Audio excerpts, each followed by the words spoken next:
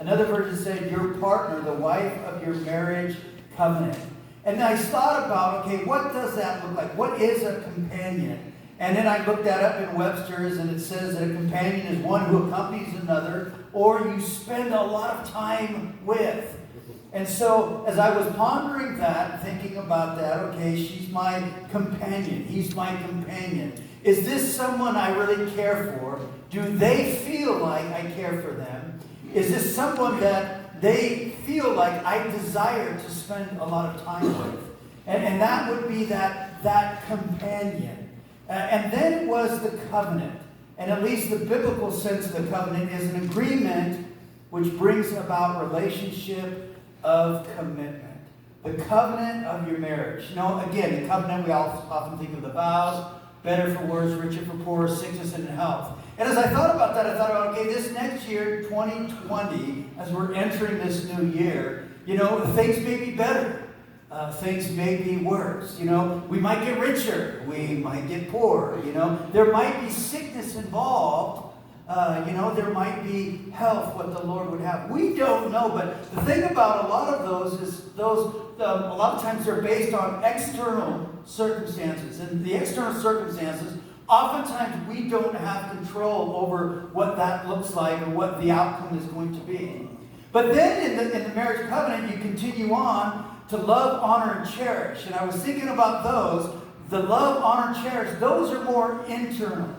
Because regardless of the external circumstance, we can love our spouse. Regardless of the external circumstance, we can honor our spouse. Regardless of the external circumstance, we can cherish. And so for me, again, companionship and covenant. And it was like I was reminded, I was sitting there, my daughter was in making some food, and she had something on the stove, and it's like got the big fire underneath it. She's cooking, and it was for the kids, and the kids are all yelling and screaming, so she runs over and she's trying to take care of the kids. And I'm standing looking at this fire on the stove thinking, you can't just leave that there, you better go and take care of that. And in a sense, God reminded me, as we kind of often say, let's put it on the front burner.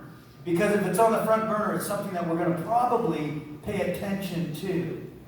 So, companionship and covenant. That was kind of my word for this next year, and I've been kind of sharing that with a lot of people. But for this next series, again, I'd like to do just kind of a little overview real quickly with us, so you're kind of, this is what we're going to be looking at. And again, the wisdom in marriage, where did it come from? Again, as I was reading through the Word this last year, when I got to the book of James, for some reason, the whole book just came, it was like it came alive to me. Sometimes, you know, again, you read it, we read through these books so oftentimes, and yet every so often, at least for me, it's like a book will just really, really come alive.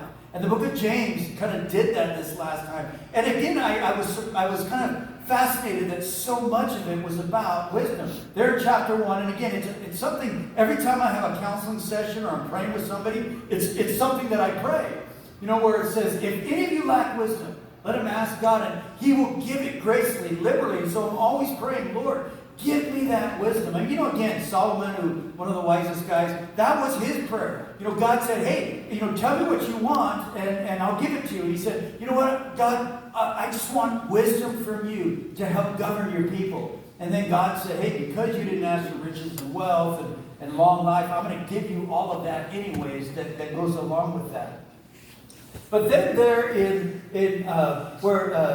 James, you move on, and then it says, again, this verse, and I love this, in verse 19, where it says, let every man be swift to hear, slow to speak, slow to wrath. And I love that, because that's a verse I think we all know, let every man be swift to hear, slow to speak, slow to wrath. But then the very next verse really radically jumped out at me. And the very next verse says, because the wrath of man does not produce the righteousness of God. The wrath of man does not produce the righteousness of God. And for me, oftentimes I'm relaying things in marriage, and as I sat there, the Holy Spirit started ministering to me. Pat, you know what? When you're getting frustrated with your wife, when you're getting angry with your wife, when you're trying to prove that you're right, when you're arguing with her, it will never, ever produce the righteousness of God. And it was like I felt like the Holy Spirit said, so stop it. Quit doing that. Because it will not produce the righteousness of God. It never does. And again, wisdom would say, hey, don't go down there if it's not producing the righteousness of God. And yet as I continued on reading, I got to James chapter 3, and this is what we're going to be looking at this next session and studying. James chapter 3, verse 13 says, "Who's wise and understanding among you? Let him show by good conduct that his works are done in meekness of wisdom. But if you have bitter envy, self-seeking in your heart, don't boast and lie against the truth. This wisdom does not descend from above, but is earthly, sensual, demonic. For where envy and self-seeking exists, confusion and every evil thing are there." But we're actually not going to be, honing in on that at all. But the next verse, verse 17, is what we're going to be honing in on. And it says, "But the wisdom that is from above," the wisdom that is from above is first pure, then peaceable, then gentle, willing to yield, full of mercy, good fruits, without partiality, without hypocrisy. And then it goes on to say, "And the fruit of righteousness is sown in peace by those who make peace." And I read a kind of a quote, and the quote said this. It says, "Wisdom is not simply a matter of possessing factual knowledge, but of properly and effectively applying truth to everyday life. True wisdom is not intellectual, but behavioral." Let me say that again. True wisdom is not intellectual, but behavioral. And again, to the Jews, wisdom was skill in living righteously.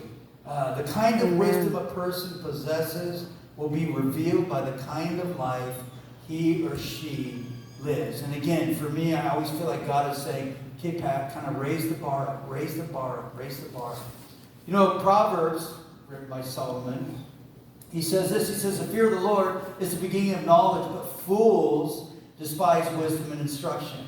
And my hope and desire is that we would not be foolish, despising wisdom and instruction, but that we would glean it. Chapter 3.